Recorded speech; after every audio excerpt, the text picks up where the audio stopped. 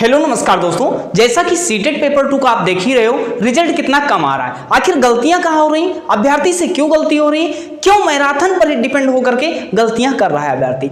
आखिर इन गलतियों के बारे में जानेंगे और कहां पर मेन पॉइंट गलती हो रही है। क्या पढ़ तो सभी रहे हैं, ऐसा नहीं कि कोई बगैर पढ़े जा रहा है और गलती वहां पर भी हो जा रही है एग्जाम में भी। तो इन सब के बारे में बात करने वाले। अगर बात करते हैं सीटेट पेपर 2 की, पेपर 1 वाले भी है तो देखना चाहें जो पेपर 2 देना चाहते हो वह देख सकते हैं। अब पेपर 2 की अगर सबसे पहले बात करते हैं, आखिर अभ्यर्थी इतना रिजल्ट क्यों कम आ रहा है, फेल क्यों हो रहे हैं। आपने देखा होगा काफी रिजल्ट कम आता है और पढ़ते भी हैं अभ्यर्थी, दिन रात मेहनत भी करते हैं और दिक्कत कहां हो जाती है अभी आपको पता लग जाएगा। अब देखो, सबसे पहले जब पेपर रिजल्ट आता है, रिजल्ट क्या होता है भाई, पढ़ा तो बहुत था, मेहनत भी बहुत अच्छा किया था, मैराथन भी टीचरों की बहुत देखी, जितने टीचर पढ़ा रहे हैं मैराथन भी देखी थी और बुक भी पढ़ा था, जितनी बुक आती है मार्केट में वह भी पढ़े थे, तब भी क्यों नहीं रिजल्ट हुआ, इनके बारे में बात करते हैं। जैसा कि आप सीटेट को क्यों अंतिम मान रहे हो,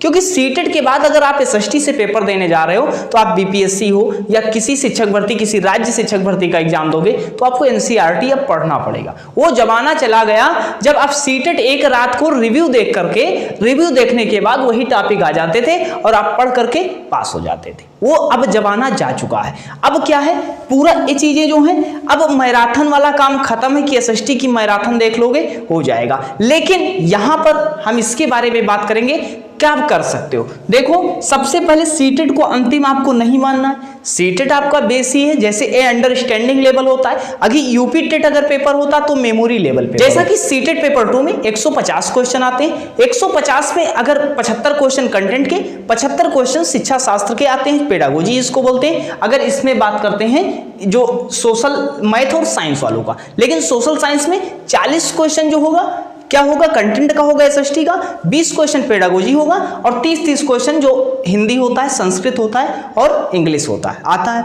अभ्यर्थी क्या करता है भाई, एसएसटी है, फेल हो गए थे, काफी अभ्यर्थी फेल हो रहे हैं, हमारी भी गलती हो जाएगी। तो गलती ना क्या है, सबसे पहले सीडीपी पोर्शन सबसे पहले आपको तैयार करने ला है। सीडीपी पोर्शन में 30 क्वेश्चन में आपको 25 से 28 नंबर ले आने अच्छे से आ जाते हैं, आए भी हैं, हमारे भी आए थे।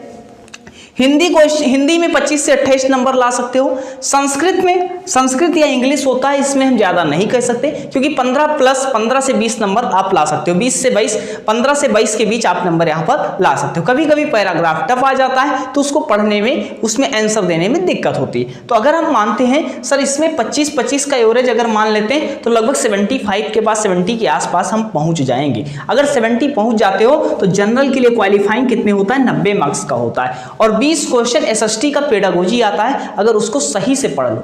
सीटेट मतलब आप पढ़ना अगर सीख गए तो पेपर आप क्वालिफाई हो जाओगे, इतना हम आपको बता रहे हैं। और पढ़ने का तरीका क्या होना चाहिए, जो मोस्ट इंपॉर्टेंट टॉपिक है एनसीईआरटी के, जैसे कुछ टॉपिक जैसे वायुमंडल हो गया, सौरमंडल हो गया, ये सब प्रश्न आते हैं। कुछ दक्षिण भारत से प्रश्न पूछे जाते हैं, ये सब एसएसटी का जो होगा अगर कहोगे तो शार्ट में हम करवा देंगे, एनसीईआरटी बेस्ड हम करवा देंगे। बाकी करना आपको क्या, 3 टॉपिक सीडीपी, हिंदी और संस्कृत, ये पूरी तरीके से तैयार कर लो, मत टेंशन लो, पास हो जाओगे।